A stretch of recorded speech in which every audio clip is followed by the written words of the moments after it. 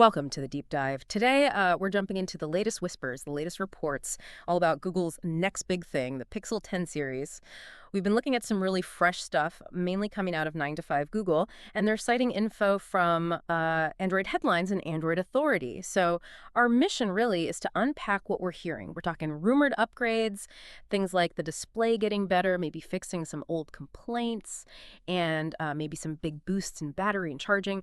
We want to help you figure out what this might actually mean for, using the phone every day.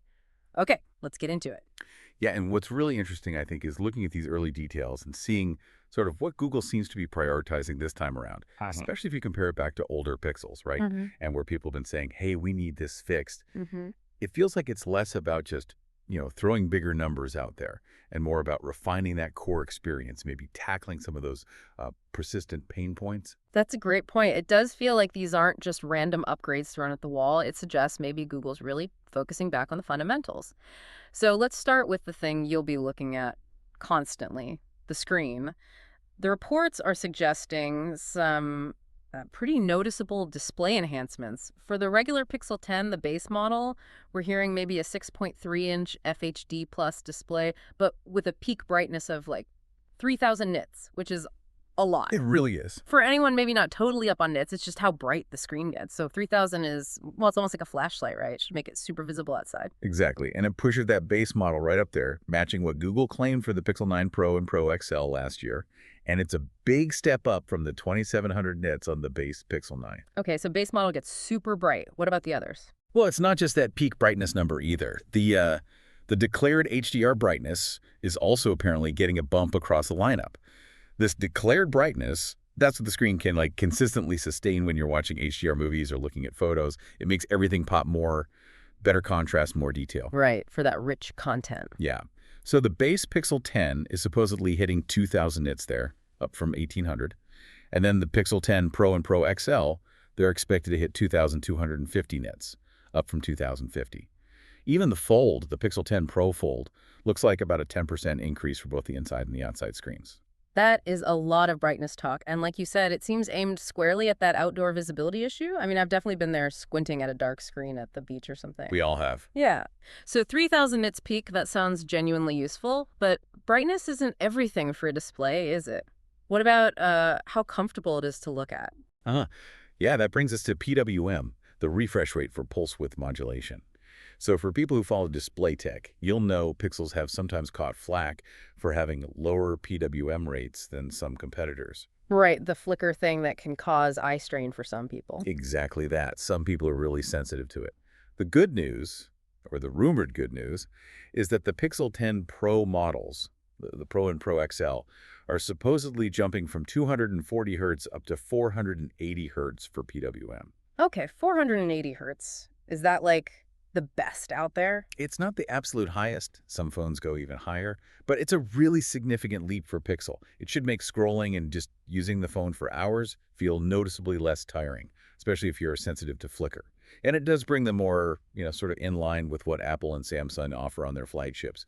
It's a big quality of life upgrade. Okay, that's definitely important. It makes the phone nicer to use for longer stretches. Though it is kind of a shame, isn't it, that the base Pixel 10 and the Fold are apparently sticking at 240 hertz. Yeah, that is a bit disappointing if the reports hold true. The split there. But still, progress on the Pros is good news. It shows Google's listening on that front too. So, okay, you've got a screen that's potentially brighter and easier on the eyes. But none of that matters if the battery dies by 3 p.m., right? Which brings us to battery life. We're hearing the base Pixel 10 might get a boost there too. That's the word. The base Pixel 10 will apparently, or reportedly, have a 4,970 milliamp battery. Almost 5,000 milliamp. Pretty close. And milliampere hours just measures the battery's capacity, how much charge it holds. If that 4,970 number is accurate, it's a decent jump from the 4,700 milliamp in last year's base Pixel 9. Okay, so about a 270 milliamp increase. Is that enough to really feel? I think it could be. It might not sound massive, but for a lot of users, that could be the difference between, nervously checking the percentage at the end of the day and feeling pretty comfortable. It might mean getting through a full day and maybe even into the next morning with moderate use. It's about that all-day reliability, maybe leaving the charger behind for an evening out without that battery anxiety. Yeah, less battery anxiety is always good. It definitely tackles a big ask for that base model, which sometimes felt a bit short on stamina. Okay, Bigger battery, great. But does that mean it'll take forever to charge? What about the charging speeds? Any improvements there? Well, on the wired charging front, it's a very minor bump. Reports say it goes from 27 watts to 29 watts. 20, okay, yeah, Yeah. that's probably not something you'd notice day to day. Probably not, no. Yeah. But the real story, the much bigger jump, seems to be happening with wireless charging. The Pixel 10 series will reportedly support up to 15W wireless charging using Key 2. Q2, okay, now that's interesting. That's the newer standard, right? With the magnets. Exactly. Key 2 is the latest version of the Key wireless standard. It brings two key things: that faster 15W speed becoming more standard, and crucially, magnetic alignment, very much like Apple's MagSafe. So it just snaps into place. No more sliding the phone around trying to find the perfect spot on the charger. That's the idea. Perfect alignment every time, which also helps efficiency. Now remember, the base Pixel 9 could technically hit 15W wirelessly. But only on Google's own special Pixel stand, right? Right. Regular keypads were capped at 12W. With Q2 support, that faster 15W speed should work with a wider range of Q2 certified chargers. And the magnetic part, well, the sources say it's still a bit unclear if the magnets will be built into the phone itself or if you'll need, like, a specific case for the magnetic alignment to work.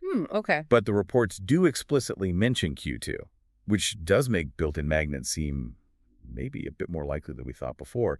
It suggests they're embracing the full standard. Okay, so putting it all together, if these rumors pan out, it really does feel like Google's going beyond just the AI stuff and, properly beefing up the core hardware experience.